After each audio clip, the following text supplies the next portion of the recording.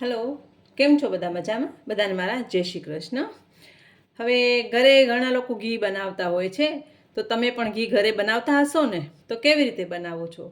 હું જે રીતે ઘી બનાવું છું અને ઘીમાંથી માવો બનાવું છું ને, એ રીત તમને આજે બતાવું છું. તો આજે આપણે જે મોળો માવો બજારમાંથી લઈએ છીએ ને, એ જ માવો આપણે ઘરે બનાવશું. કેમ કે અત્યારે તહેવાર ચાલુ થઈ ગયા છે, તો ગમે ત્યારે આપણે સ્વીટ બનાવવાની ઈચ્છા થાય અથવા સ્વીટ જોતી હોય ઘરમાં, તો આપણે મોળા માવાનો ઉપયોગ કરતા હોઈએ છીએ. તો આપણે બજારમાંથી લેવા જવું પડે છે. તો આજે આપણે મોળો માવો કેમ બનાવો એ બતાવશું, અને ઘી કેમ બનાવો એ બતાવશું. તો એક રેસીપીમાં બે રેસીપી બતાવશું આપણે. તો મેં મલાઈ લીધી છે, અને ઘણા લોકો શું કરે છે કે મલાઈમાં દહીં નાખી અને એને જમાવી નાખે છે, એટલે કે મેરવણ નાખે છે. પણ હું એવી રીતે નથી કરતી. મેં ખાલી દૂધની મલાઈ આવે છે ઉપર, એ દૂધની મલાઈ જ લીધી છે. એમાં કોઈ જાતની છાશ કે દહીં નાખીને મેરવણ નથી નાખ્યું, અને ખાલી મોરી મલાઈ જ છે. જો દહીંવાળું હશે તો એનામાંથી માવો નહીં બને, પણ ખાલી મલાઈ હશે ને તો એમાંથી માવો પણ બનશે, ઘી પણ સરસ બનશે, અને ઘીની સ્મેલ પણ સરસ આવશે. જે ઓલો તમે મેરવણવાળું કરો છો એમાં થોડીક ઘીમાં ખટાશ આવી જાય છે, અને આખા ઘરમાં સ્મેલ આવતી હોય ને એવું થઈ જાય છે. તે પ્રોબ્લેમ આનામાંથી નહીં થાય.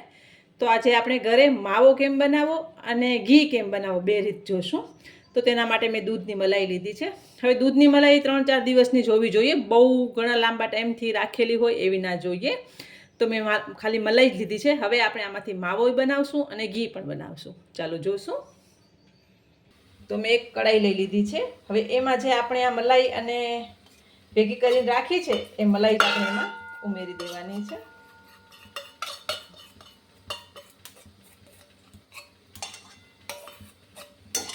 બધી મલાઈ લઈ લઈશું આપણે.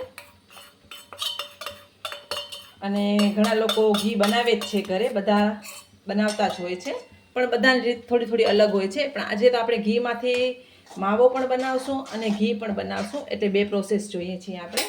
અને આ માવો છે એ તમે ગમે એ સ્વીટમાં ઉપયોગ કરી શકો છો. જેમ કે તમે પેંડા છે, ગુલાબ પાક છે, અડદિયા છે, ગુંદર પાક છે, અથવા કોઈ પણ સ્વીટમાં તમે માવાનો ઉપયોગ કરતા હો ને, એની જગ્યાએ આ માવો તમે ઉપયોગ કરી શકો છો. કેમ કે આપણે મોળો માવો જ બનાવીએ છીએ, અને આને કન્ટિન્યુ આવી રીતે હલાવવાનું છે, બળી ન જાય એનું ખાસ ધ્યાન રાખજો. એટલે આજે આપણે દૂધમાંથી પણ માવો બને છે, તો મલાઈમાંથી પણ માવો બને ને, એટલે આપણે આજે મલાઈમાંથી માવો પણ બનાવશું અને ઘી પણ બનાવીએ છીએ. આને કન્ટિન્યુ હલાવવાનું છે.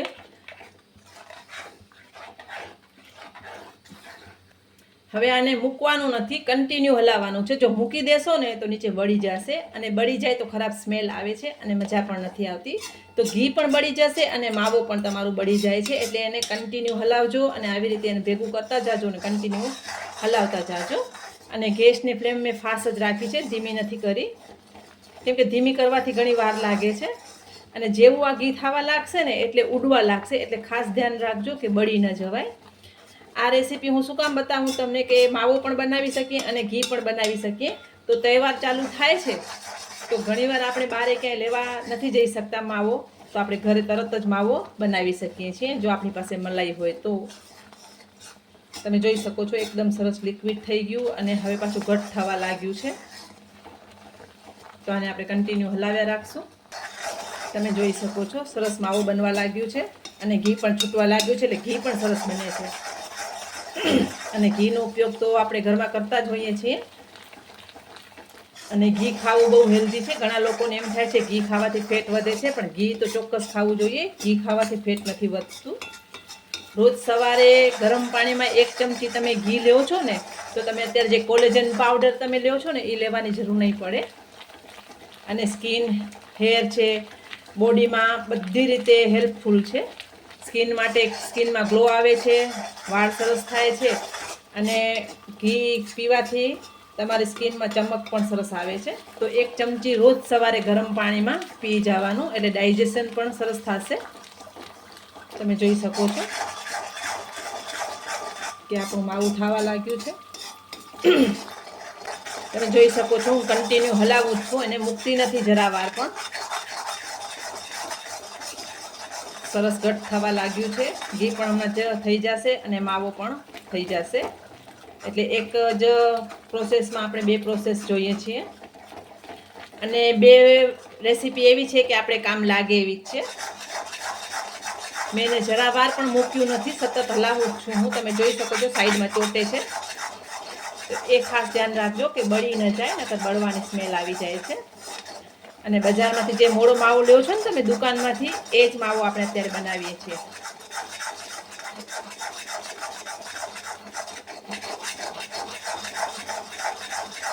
તમે જોઈ શકો છો હું સતત હલાવું છું. અને જેટલી તાજી મલાઈ હશે 4-5 દિવસની, એટલું બધું સરસ બને છે. હવે ઘણા લોકો ફ્રીઝરમાં પણ મલાઈ રાખી દે છે, પણ હું ફ્રીઝરમાં નથી રાખતી, ફ્રીજમાં જ રાખું છું. તમે જોઈ શકો છો ઘી છૂટવા લાગ્યું છે અને માવો પણ સરસ બનવા લાગ્યું છે. આ ઇઝી પ્રોસેસ છે. ઘરમાં ગમે ત્યારે મલાઈ પડી હોય તો તમે બનાવી શકો છો. એટલે તમે ઘીનો ઉપયોગ પણ કરી શકશો અને મોળા માવાનો ઉપયોગ પણ કરી શકશો. જોયું તમે, ઘી પણ છૂટી ગયું છે અને માવો પણ બની ગયું છે. હવે થોડીક વાર આપણે એને હલાવશું કે જે દૂધની કચાશ હતી તો બળી જ ગઈ છે, પણ જે બજારમાં માવો મળે છે એવું થોડુંક બ્રાઉન કલર થઈ જશે એટલે સરસ લાગશે. તો આપણું માવું રેડી છે. આપણે એને પેલા ઘી ગાળી લેશું અને પછી માવું જોશું. તો આપણે પેલા ઘીને ગાળી લેશું. તમે જોઈ શકો છો આપણું ઘી એકદમ સરસ થઈ ગયું છે. બતાવું તમને હું, કેમ કે બહુ જ ગરમ છે.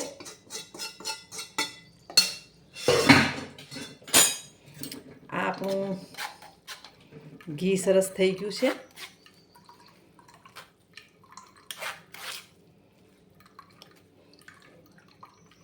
બધું ઘી આપણે સરસ એમાં નીતાળી દઈશું.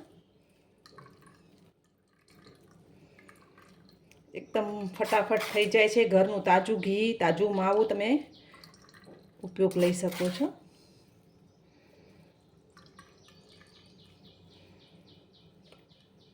આપણું ઘી અને આ આપણું મોળું માવું છે. મેં પહેલે થોડુંક બનાવીને સેટ કરીને ઠંડુ કરીને રાખ્યું છે તમને બતાવવા માટે.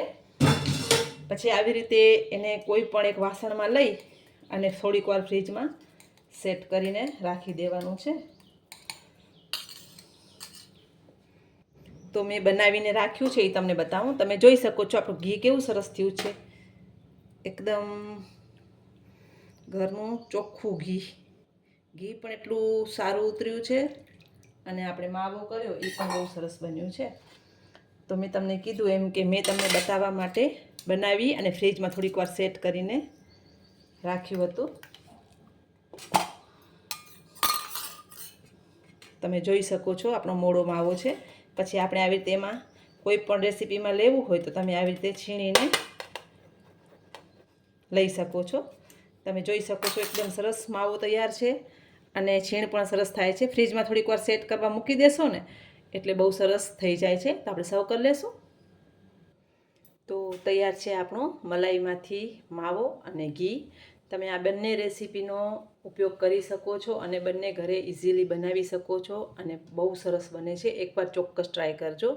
તમે જોઈ શકો છો માર્કેટમાં ઘી મળે છે એના કરતાં પણ સરસ થયું છે અને માવો પણ એટલું સરસ થયું છે. હવે આ માવો છે એ તમે ગમે એ રેસીપીમાં ઉપયોગ કરી શકો છો. જેમ તમને મેં કીધું કે કોઈ પણ સ્વીટમાં તમે માવો ઉમેરતા હો એમાં આ માવાનો ઉપયોગ તમે કરી શકો છો. તો તમારા ઘરે એકવાર ચોક્કસ બનાવજો. બધાને મારા જય માતાજી.